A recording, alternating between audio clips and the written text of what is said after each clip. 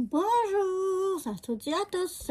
Me revoilà aujourd'hui donc pour un nouveau coloriage mystère. Vous vous souvenez, on avait fait avec les aquamarqueurs celui-là.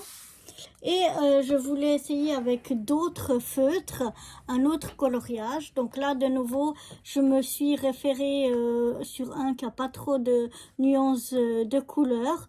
Parce que les autres feutres, ben, vous aviez vu, on avait fait des nuanciers ensemble. En général, j'avais 10-12 feutres avec peut-être 2, voire maximum 3 teintes différentes de bleu ou de vert ou de rouge ou comme ça.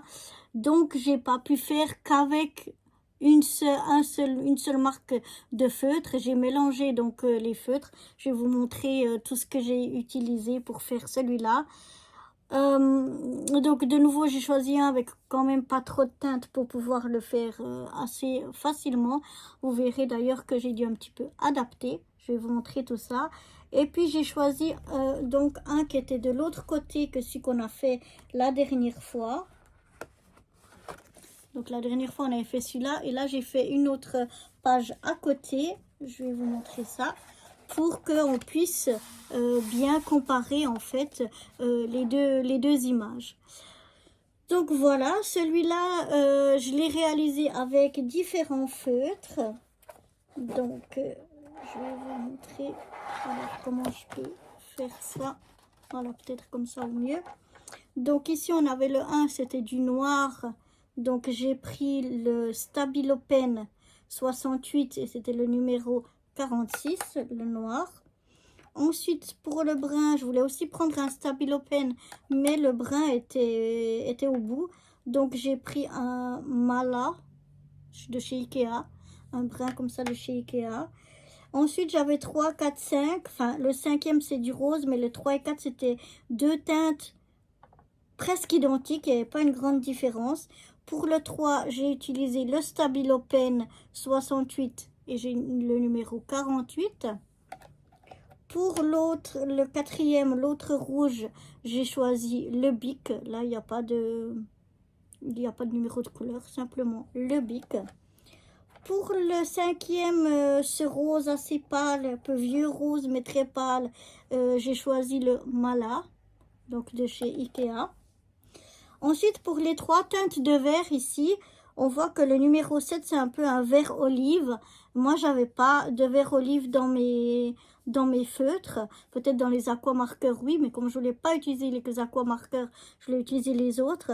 Donc, j'ai choisi simplement trois teintes de vert un petit peu différentes. Voilà, c'est pas forcément du vert olive, mais c'est au moins trois verts différents. Donc le plus clair, le 6, j'ai pris de nouveau un Bic. Pour le 7, à la place de olive, j'ai pris le Stabilo Pen 68, le numéro 43. Et pour le vert le plus foncé, j'ai pris de nouveau un Stabilo Pen 68 et c'est le numéro 36. Ensuite, ici, on a un peu un brun, je sais pas comment dire. Brun vert, enfin, je sais pas, ouais. Donc, j'ai utilisé un Stabilo Pen 68, c'est le numéro 89. Si j'arrive bien à lire, ou 80. Non, 89, voilà. Stabilo Pen 89. Et puis le dernier, le violet foncé, j'ai pris de nouveau ce violet-là, Stabilo Pen 68, et c'est le numéro 55. Donc voilà, en résumé, pour faire cette image-là, j'ai mélangé des feutres de chez Ikea, des Stabilo Pen 68 et des Bic. Et comme ça, j'ai réussi à avoir mes différentes teintes pour faire ce dessin-là. J'ai choisi cette côté-là pour pouvoir bien faire le comparatif entre les deux images. Et je vous avais dit quand j'avais fait celle-là que j'utilisais ce côté-là parce que c'était plus plat. Mais finalement ici il s'ouvre bien le livre et donc ça dérange absolument pas non plus de faire ce côté. J'ai eu aussi énormément de plaisir à faire ce coloriage-là. Je dois dire que là j'ai fait qu'une couche et qu'avec une seule couche on obtient un résultat le même ou voire meilleur même que les aquamarqueurs. En plus, comme c'est pas des pointes brush, Moi, j'ai plus de peine avec les pointes de brush.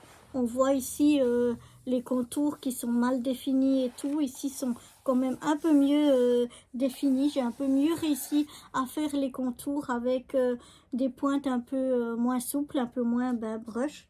Donc voilà. Et surtout, j'ai fait qu'une couche et j'ai un résultat que je trouve, là on voit bien entre le violet et le bleu qu'il y a ici, on voit quasiment pas de différence, alors que là c'est qu'une couche et là c'est que deux couches. Et là avec deux couches on avait vu que ça avait pas mal transpercé. Et là du coup, non, ça n'a pas transpercé. J'ai juste fait une petite erreur ici parce que j'arrivais pas à utiliser mon brin. Et j'avais trop insisté, mais autrement ailleurs ça n'a pas transpercé. Et j'ai eu un gain de temps aussi parce que j'ai qu'une couche. Mais la contrepartie c'est que j'ai pas beaucoup de nuances de couleurs, tandis que chez les aquamarqueurs j'ai beaucoup de nuances de couleurs.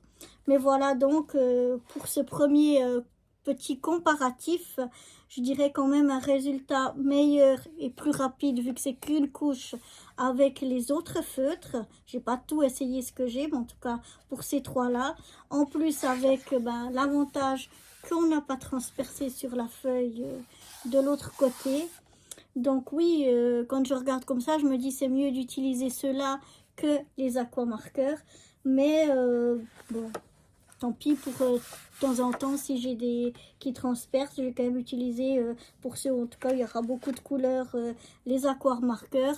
J'ai reçu de ma soeur 3 beaux livres comme ça, où il y a 100 dessins à chaque fois. Donc j'ai de quoi faire. Bon, désolée pour cette interruption, j'ai fait tomber malheureusement mon trépied et je l'ai cassé, donc il tient plus, il faut que je tienne à la main. Donc voilà, donc je vous disais oui, en théorie, ce serait mieux avec ces stylos-là que les aquamarqueurs. Comme j'ai beaucoup, comme je vous ai dit, j'en ai 300 à faire.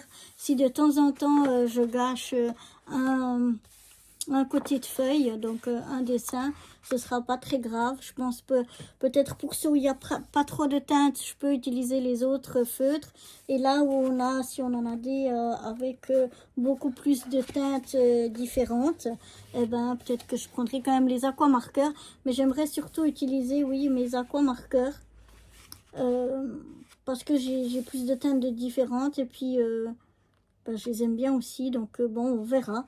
Je pense que de toute façon, je vais encore faire un test qui sera d'utiliser une couche d'aquamarqueur et la deuxième couche au crayon de couleur.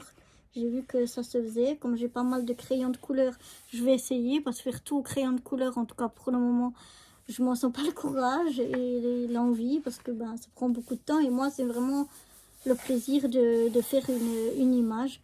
Mais bon, voilà. Donc voilà un peu pour ces comparatifs là. Je vais, je pense, essayer de faire encore une fois, comme je vous ai dit, une couche d'aquamarqueur et au crayon de couleur. On verra ce que ça donne et puis quel temps ça me prend, quelle envie et tout ça.